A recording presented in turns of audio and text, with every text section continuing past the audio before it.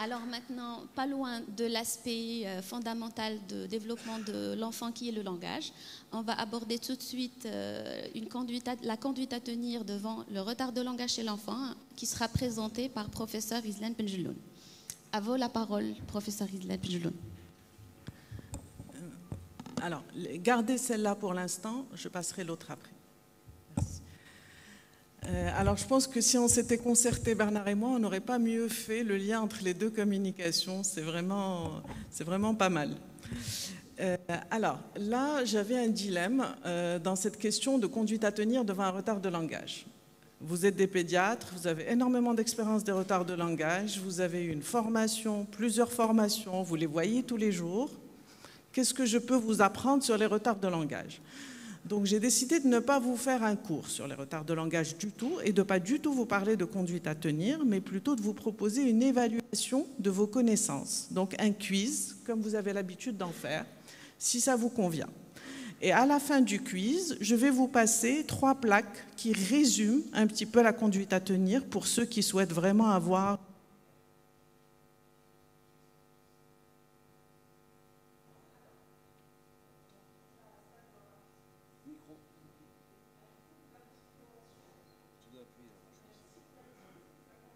Quoi ? Est-ce que c'est une interposition linguale? Oui, non. Allez, tout le monde doit se réveiller là, pas que nous. Oui ou non? On ne sait pas. Oui. Est-ce que c'est un remplacement du che par s et du j par z? Si. Bon, alors je vois que ça valait le coup de réviser. Un trouble d'articulation, donc un schlintement. Est-ce que c'est une fuite d'air latérale? Oui. J'entends un oui timide. Oui. Une interposition linguale latérale? Non. Un café? Oui. Un remplacement ch par je et s par z. Vous savez, les zozotements. Est-ce que c'est ça, le schlintement? Non. Oui, non? Non. Non. Je m'amuse bien. Je ne sais pas pour vous. Est-ce que c'est un retard de parole? Non. Très bien, on se réveille. Donc, c'est un stigmatisme latéral. Donc oui, l'articulation peut entraîner, c'est un trouble d'articulation qui donne l'assourdissement des consonnes sonores. Le retard de parole, est-ce que c'est un zézéement, un stigmatisme interdental, donc un zour, ce serait un dandy? Non. Non. Est-ce que c'est des déformations phonétiques? Un retard de parole. Donc, c'est des simplifications. Lavabo, valabo, ça peut être des omissions. Table devient table. Des substitutions. Un train devient crin. Des assimilations, couper, couper. D'accord? Un retard de langage maintenant. Un enfant de 5 ans n'utilise pas bien la syntaxe, les pronoms, les accords verbaux. Est-ce que c'est un retard de parole? Oui. Oui? Oui? Non. Est-ce que c'est un retard de langage? Forcément. Est-ce que c'est un retard de parole et de langage? Non, mais c'est vrai qu'ils peuvent souvent être associés. Donc, le retard de langage. Dans le retard de langage, est-ce que la compréhension est moins bonne que l'expression?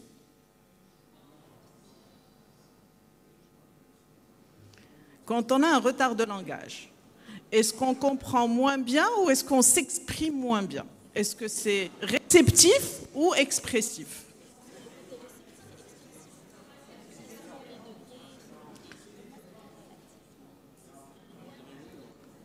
Alors, vous pouvez prendre le micro et débattre, parce que c'est l'idée, c'est que ça soit interactif.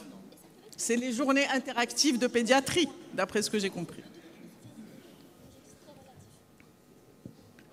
Alors, oui ou non? Non. Bien. Les tests de répétition, est-ce qu'ils sont mal réussis quand on lui demande de répéter? Non. Non, c'est tout le temps pareil. Non. Oui? Non. Oui. Est-ce que le retard moteur est fréquemment associé? Oui. Donc je vois que ça valait le coup de réviser. Les troubles psycho-affectifs, est-ce qu'ils sont présents et majeurs dans le retard de langage? Non. Ils sont là, mais ils ne sont pas majeurs. Vous vous rappelez des QCM, on a tous été génération QCM, donc il faut chercher le diable dans la phrase. Est-ce que l'évolution est toujours bonne? Non. Quand on en voit toujours dans le QCM, en général, on dit non. Parce qu'il y a un risque de dyscalculie et de dysorthographie aussi. Alors, que peut-on observer en cas de retard de langage simple? Premier mot, phrase, assemblage de phrases vers 3 ans qui sont normalement à 12-15 mois. Oui? Oui, très bien. Est-ce qu'on a des apparitions du pronom « je » seulement vers 4 ans au lieu de 3 ans pour le retard de langage simple? Oui, très bien. Est-ce que c'est associé à un retard de parole? Et quand c'est associé à un retard de parole, les mots sont tronqués. Lola pour chocolat. Oui, très bien. Bon, on y arrive. Entre 4 et 5 ans, un enfant qui présente un retard de langage, est-ce qu'il juxtapose les mots? Par exemple, il va dire « toi, méchant ». Est-ce qu'il ne fait pas de phrases complexes? Très bien. Est-ce qu'il utilise peu ou pas les pluriels? Oui, très bien. Je trouve que les quiz, c'est la meilleure façon d'avoir la salle très concentrée. Je referai cet exercice à l'occasion. Ne fait pas de conjugaison. Très bien. Ne respecte pas l'ordre des mots. Je, pas, peu. Très bien. L'expression gestuelle est parfois renforcée. Voilà. Maintenant, les choses plus compliquées. La dysphasie. La dysphasie est un trouble de communication verbale qui est sévère. Oui, on est d'accord. Durable. Oui. D'évolution difficilement favorable. Oui. Par exemple, un enfant dysphasique va dire « re-ronque, toque le mur » au lieu de « le ballon rouge tape contre le mur ». Donc, il s'exprime, on a l'impression qu'il y a une structure, mais la structure n'est pas bonne. Lors de l'évolution est fréquemment association avec une dysorthographie, dyscalculie. Un trouble moteur. Est-ce que c'est souvent associé à un trouble moteur, la dysphasie? Très bien. On a des premiers de la classe. Associé à un trouble sensoriel? Non. À un trouble phonatoire? Non. On n'est pas dans le trouble sensoriel ni phonatoire. On est vraiment dans quelque chose de structurel du langage, la dysphasie. Maintenant, dans les troubles neurologiques, la surdité ne se rééduque pas. Qu'en pensez-vous? Est-ce que la surdité se rééduque ou pas? Rééduque. Oui, non. Non? Oui? Si, bien sûr. On peut apprendre les techniques de lecture labiale et la langue des signes. Alors, dans les prescriptions maintenant, quand est-ce qu'on prescrit, comment? Est-ce que je prescris le bilan orthophonique et les séances de rééducation en même temps? On prescrit le bilan et puis la rééducation selon le bilan, évidemment. L'orthophoniste réalise le compte-rendu écrit, le bilan de la phonation, le bilan phonétique, examen d'aptitude du langage oral et écrit, et ça cote la rééducation, et c'est après qu'on fait des bilans de renouvellement. Conduite de la consultation. Comment conduire une consulte avant un bilan d'orthophonie, avant de demander le bilan? Donc, demander aux parents de venir avec les cahiers. Donc, ça, c'est des recommandations. Maintenant, on va revenir aux conduites à tenir dans le langage oral. Ah, il y a, voilà. Quels sont... Alors, c'est pas un max. Zut, j'aurais pas dû m'amuser. Non, c'est pas ça.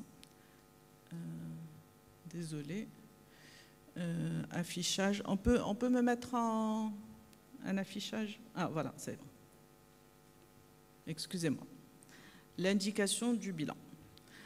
Dans le cas d'un trouble de la parole, est-ce que la répétition va améliorer les productions? Non, parce qu'il y a un manque de discrimination. Ce n'est pas le fait de le faire répéter plusieurs fois, comme le font les parents ou les enseignants. C'est pour ça que l'orthophonie est une spécialité. À 5 ans, un stigmatisme interdental, est-ce que l'enfant s'exprime bien? Est-il dégourdi? Est-ce qu'il doit consulter? Est-ce que c'est une indication à une consultation et à un suivi en orthophonie, un stigmatisme?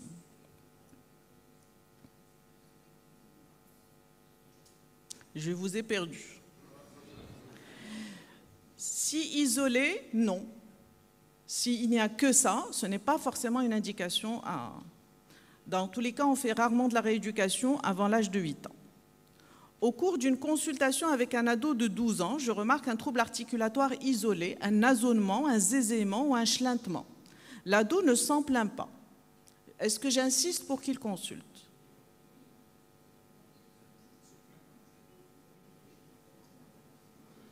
Est-ce que je pointe le symptôme? Est-ce que je veux réparer le symptôme à tout prix? Est-ce que je respecte la volonté de l'ado?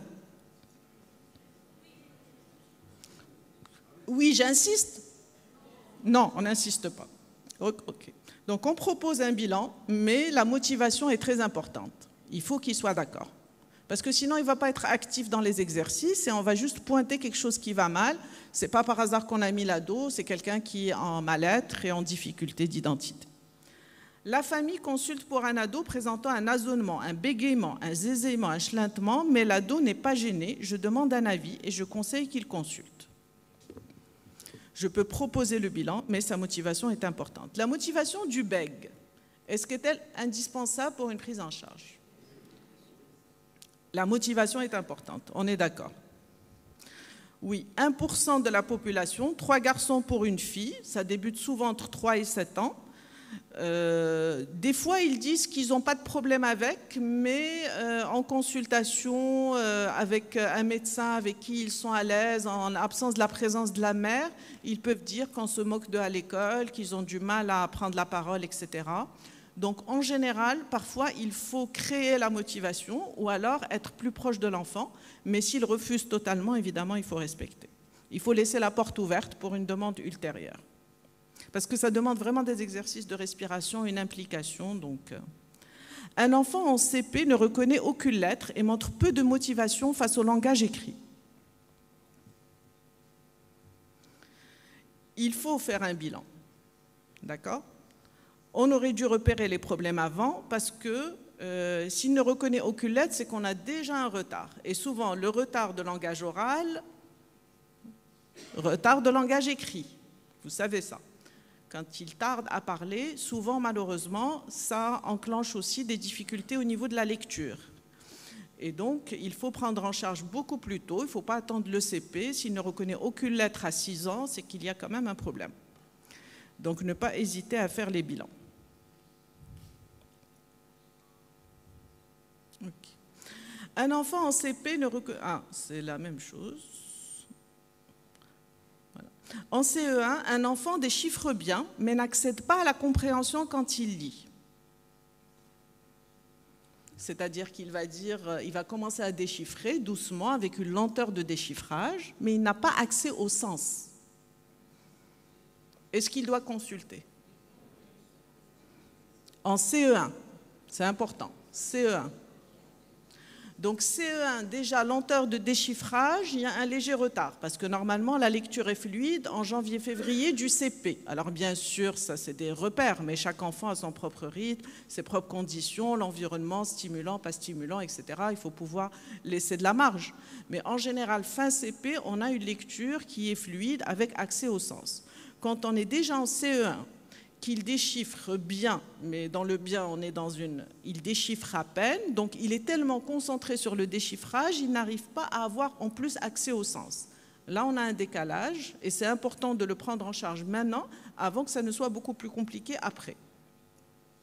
Donc oui, il faut consulter.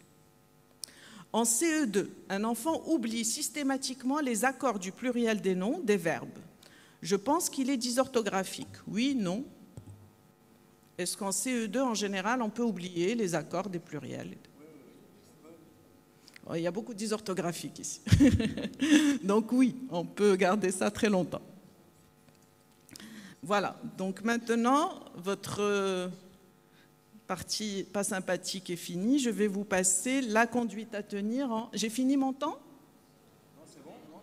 Alors, 1 minute 5 minutes, ok. Est-ce que vous pouvez me passer la présentation que je vous ai envoyée? S'il vous plaît. La présentation que je vous ai envoyée.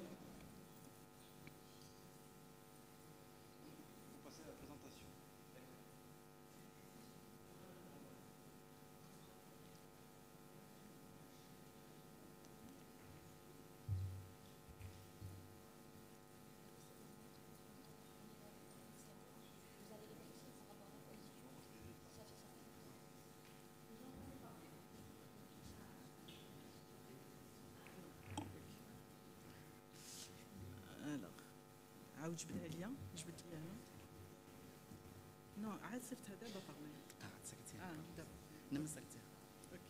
c'est pas grave. Elle n'est pas prête, c'est pas grave. C'était juste 2 diapos. Si, vous l'avez? C'était 2 diapos récapitulatives sur conduite à tenir pour les... Alors, c'est pas celle-là.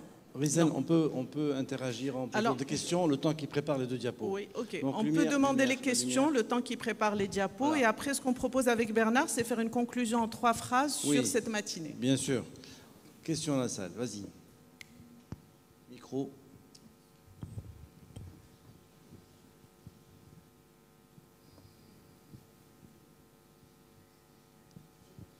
Bonjour, j'aimerais savoir si les délais d'acquisition du langage sont associés à des meilleures performances scolaires. Parce que nous avons une tendance chez nous au Cameroun, les parents, à faire scolariser plus tôt les enfants qui parlent plus tôt. Est-ce que parler plus tôt est un gage d'être plus intelligent que les autres et nécessite d'être scolarisé un peu plus tôt?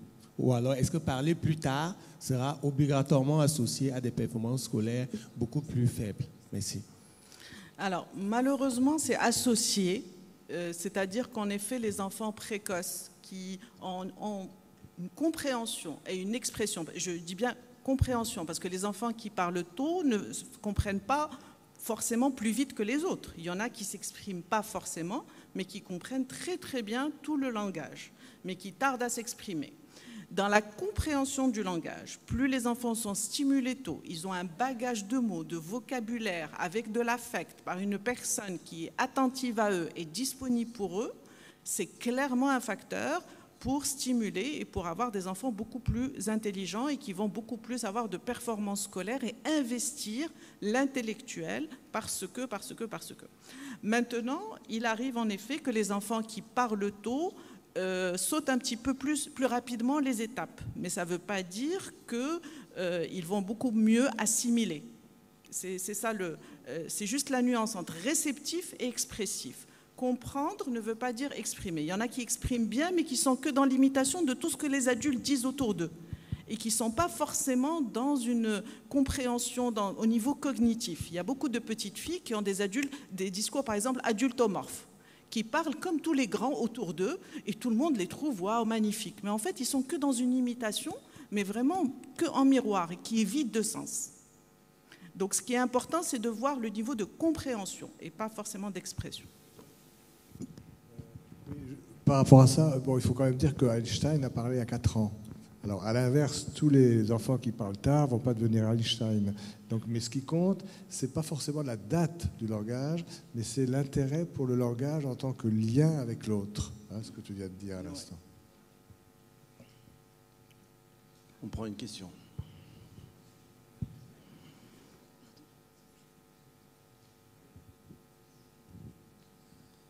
Merci beaucoup. En pratique quotidienne, nous sommes confrontés à ces enfants de 3 ans, 4 ans qui ont ce problème de langage, mais on a la peine à pouvoir différencier entre retard simple et dysphasie. Or, les deux notions sont très différentes et on n'a pas le même pronostic. Alors, comment différencier? Quel élément pertinent à votre niveau qui est clinique, qui est pratique, qui permet qu'on puisse distinguer à cet âge transitoire entre le retard simple, qui est un bon pronostic, et la dysphasie qui apparemment n'a pas le même pronostic favorable. Oui. Est-ce que les deux cas sont même d'abord différents? Certains pensent qu'il y a une continuité, peut-être chronologique, entre retard simple et chronologie, comme les Anglais par exemple. Qu'est-ce que vous en pensez? Oui, non, c'est vrai qu'il y a une différence importante entre le retard de parole simple, le retard de langage et la dysphasie, et on est dans les degrés. C'est-à-dire que dans l'articulation, donc on a le bégaiement, le chlintement, le zozotement, on a le retard de parole simple où il y a souvent une immaturité affective, un parler bébé qui persiste longtemps, des mots juxtaposés, et souvent c'est lié à un enfant encore très fusionnel avec la mère, qui a encore le biberon, qui est toujours considéré comme un bébé, qui n'est pas très stimulé, avec qui on ne parle pas forcément. Le retard de langage est déjà quelque chose de beaucoup plus évolué, où il y a des mots, mais il y a un retard dans l'acquisition du langage et le vocabulaire ne suit pas, et c'est beaucoup plus tardif. Mais la dysphasie, c'est vraiment très différent parce que c'est la structure complète du langage qui n'est pas bonne. Vous avez vu la phrase que j'ai donnée en exemple tout à l'heure. La dysphasie ne se diagnostique vraiment, alors je parle sous ton contrôle Bernard, c'est vraiment à 7-8 ans, mais en général, on a des prémices avant que c'est dysphasique, mais c'est la forme la plus grave, la plus sévère et la plus rare.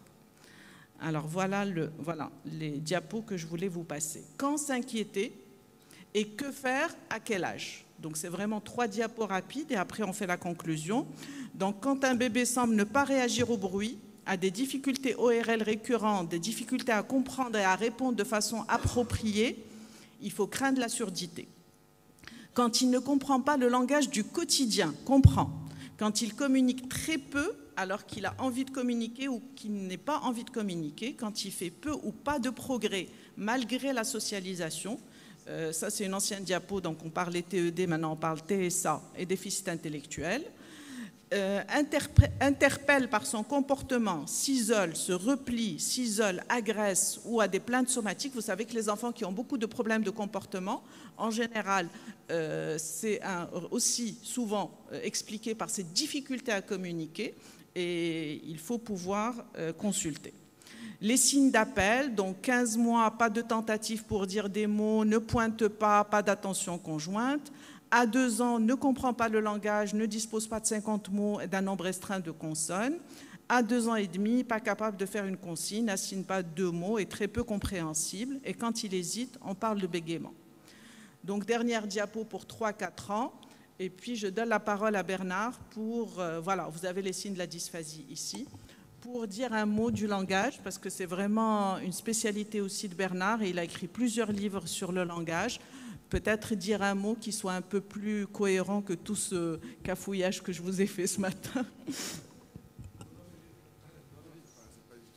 La cohérence, c'est que j'ai pensé à une conclusion qui englobe nos 3 interventions. Hein, parce que ce qui est magnifique dans le langage, c'est que c'est pas seulement une acquisition et c'est pas seulement un apprentissage.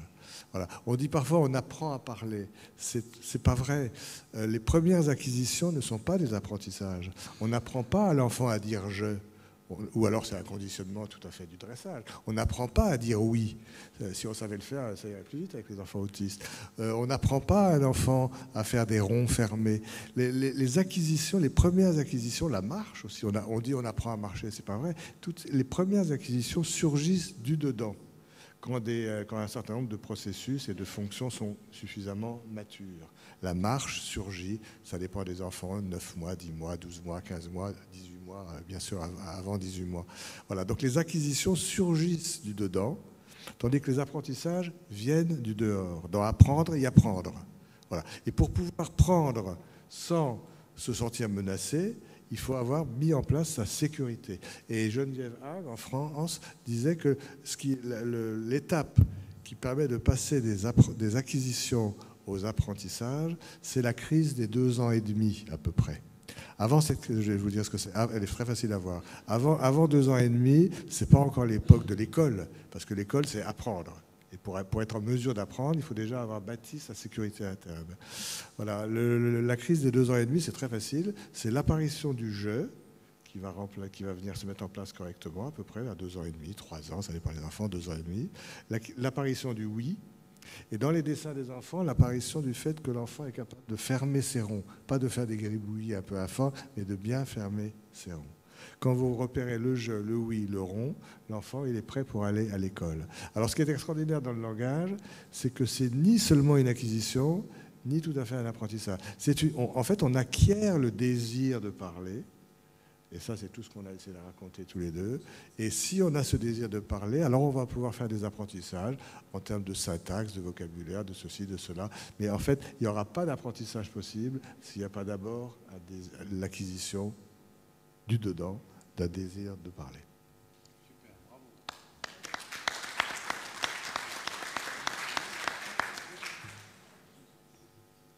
Je sais qu'il y avait encore on va se permettre une dernière question puisque il y avait une question dans la salle et après on va devoir prendre la pause et passer à la suite. Question avec. Il y a d'autres questions. Alors on va prendre deux questions. Je suis désolé. Oui. Bonjour. Je vous remercie de votre exposé. Au Maroc, il y a une mode des nurses d'autres nationalités. Et on constate de plus en plus fréquemment les retentissements sur le trouble de comportement et les troubles de langage. Qu'est-ce que vous proposez à ce genre de famille? Alors oui, Monique Plaza nous a appris beaucoup sur le bilinguisme en général. Et ce que j'ai compris, c'est que nous, au Maroc, on est des vrais bilingues. Contrairement aux Français, par exemple, avec tous mes respects pour les Français, où l'acquisition des deuxième, troisième langues peuvent parfois être difficiles. Nous, dès la naissance, il y a au moins 2 langues dans lesquelles sont exprimés le formel et l'affectif. Et à l'école, on apprend d'emblée 2 langues, donc que ce soit l'environnement immédiat, donc nurse, parent, ou à l'école. Et ça, c'est une richesse. Parce que, comme je l'ai expliqué, le cerveau du bébé est au début citoyen du monde. Donc, il est habilité à retenir toutes ces différences dans ces langues qui sont vivantes et moins vivantes. Donc, c'est une richesse. Et par contre, quand on a un retard, c'est beaucoup plus compliqué d'apprendre une deuxième et une troisième langue. Donc, il faut pouvoir privilégier déjà une langue parce qu'il y a une facilité et aider cet enfant, parce que si on surcharge avec 3 langues, on est déjà arabe-français, si on ajoute l'anglais avec la nurse philippine, etc., c'est beaucoup plus compliqué pour l'enfant de s'en sortir. Donc, il est déconseillé de mettre trop de langues quand on a un retard de langage. Mais dans l'absolu, c'est une richesse. Oui. Allez, on prend rapidement des questions-réponses, si possible, rapides. Oui, Reslan, je voudrais que tu nous dises conduite à tenir devant un enfant amené par les parents parce qu'il bégaye. Le bégaiement est un motif de consultation fréquente. Alors, parfois, c'est très anxieux. Donc, parfois, on gère de l'angoisse. Parfois, c'est vraiment c'est greffé sur la respiration et il y a quelque chose qui est là, et dans la relation. Et ça dépend du bégaiement, tonique, tonico-clonique, en présence de l'environnement, avec les familiers et pas les familiers, est-ce qu'il est vraiment handicapant ou pas. Il y a des urgences orthophoniques où il y a des orthophonistes qui tout de suite font des exercices de respiration de 15 minutes, 3 fois par semaine, et où ça se règle en 10 séances. Ça peut être une urgence orthophonique quand c'est le début. Il faut savoir qu'il y a une sorte de bégaiement physiologique du garçon à 3 ans, qu'il faut pouvoir respecter. Il cherche ses mots et après, si on se fixe trop dessus, ça peut rester. Donc il faut pouvoir ignorer, le laisser trouver le mot tranquillement et ça peut passer. Parfois, quand ça s'installe, c'est une urgence orthophonique. Je ne sais pas si j'ai répondu. À propos de ces retards de langage, je disais à Nadia, je disais qu'il fallait qu'on soit absolument beaucoup plus à l'écoute et qu'on s'organise encore plus à Tanger parce qu'on a encore beaucoup de problèmes avec tous les paras, enfin avec les orthophonistes, les psychomotriciens. Donc il va falloir travailler encore beaucoup dans ce sens et en tout cas je vous remercie pour cette séance très instructive. Professeur Gols et Rislin, donc on est très content de l'avoir organisé. Je pense que c'est des sujets qui intéressent beaucoup les pédiatres. Merci beaucoup. Merci beaucoup. On va marquer une pause de 30 minutes tranquillement pour prendre un café et on reprend à 11h, 11h05 pour la session de nutrition.